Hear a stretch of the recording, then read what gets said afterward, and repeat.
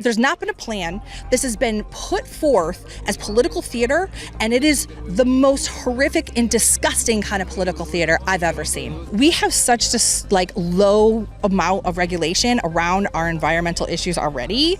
I'm not surprised that their plan is just to dump a bunch of shit in the Everglades. Hey, it's Jordan with Status Coup. This is Ashley with Status Coup. On the ground. In Philadelphia. Flint, Michigan. East Palestine, Ohio. Please support the leading independent news outlet on the ground, covering what the corporate media covers up. So I am here with Cindy, who is the founder of Save Our Democracy. So I founded Save Our Democracy, which is an organization that is focused on voter education and making sure people understand their rights and their responsibilities granted to them here in the United States. And we have been doing mutual aid. We have a resistance fund that helps with people who are either wrongfully arrested or need to be bailed out when they're participating in protests like this. And also, we have been educating people on the value of all of these things and our amazing Constitution. We just completed a coast-to-coast Protect Our Parks project. We were highlighting national parks, which, by the way, we are in. We are in the Big Cypress National Preserve on the outskirts of the Everglades National Park. These are protected areas that are protected for their biological and ecological diversity, as well as the value they hold for generations to come. So that's what my organization's been focused on. And I'm here. We've also been doing organizing of other protests, the Hands Off and the No Kings and the 5051 organizations. And we really wanted to get involved here, and we wanted to support the Indigenous youth that were leading this because we thought it was important to amplify their voice.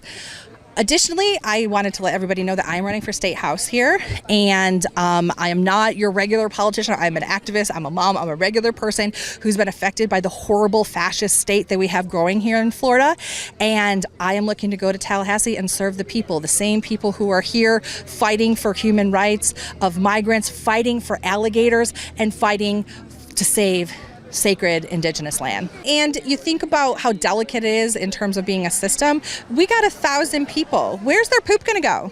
I hate to ask the obvious question, but there's no septic system here.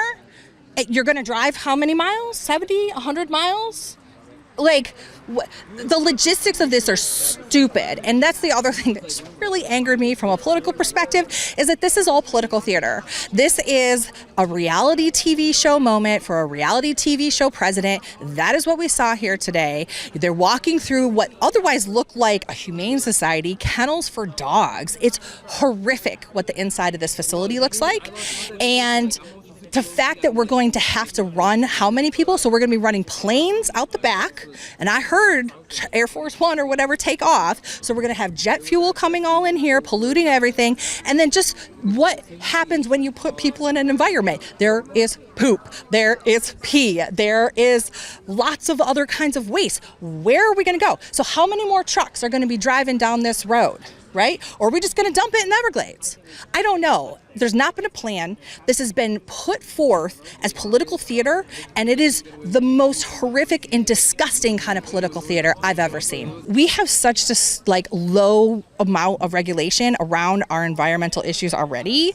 I'm not surprised that their plan is just to dump a bunch of shit in the Everglades. I just want to underscore something that you said, because we've kind of talked around it and have not actually said the thing that this is a national park. Yes. This is a national park. Multiple national parks and national preserves here, as well as abutting the reservations, Miccosukee Reservation, and this is preserved land. And that's why the jetport was stopped initially. That's why it had been sitting here all these years, is because the ecological damage that would have been caused to this area by having what they wanted to have, which is the world's largest airport here, would have been devastating to the wildlife here, devastating to the water that people drink in Florida, especially it's sitting right on the South Florida aquifer, right? The people in Miami would not be able to have clean water, not to mention critically endangered species like the panther. This is panther habitat, and it's preserved here so we can have the wildlife for years to come, to have this amazing, beautiful place in our country that deserves to be protected, and that my children and my children's children deserve to see.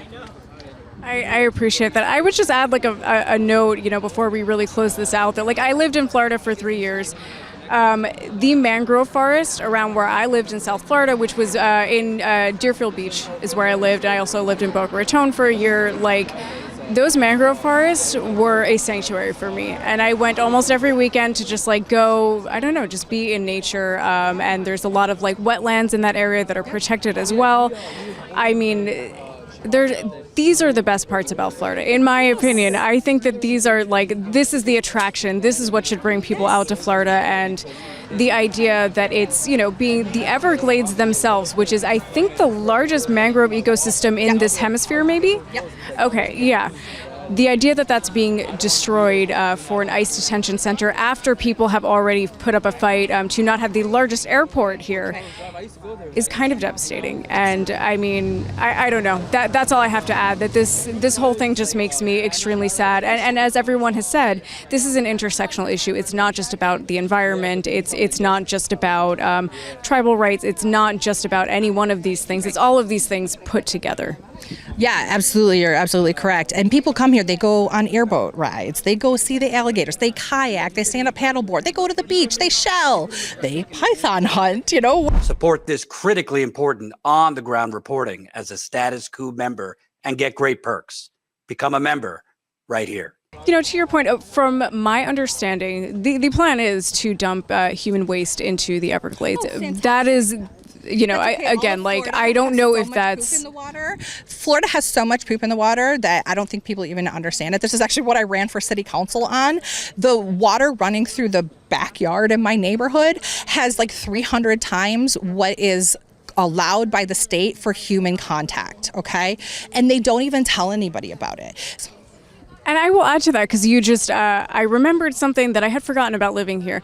That is why the water, if you live in South Florida, smells so strongly of chlorine, because they are using the chlorine to purify the water that, as you said, has a lot of human waste in it. And I had forgotten about that. When you take a shower, it like steams up and you can smell the chlorine in the air. It's very gross.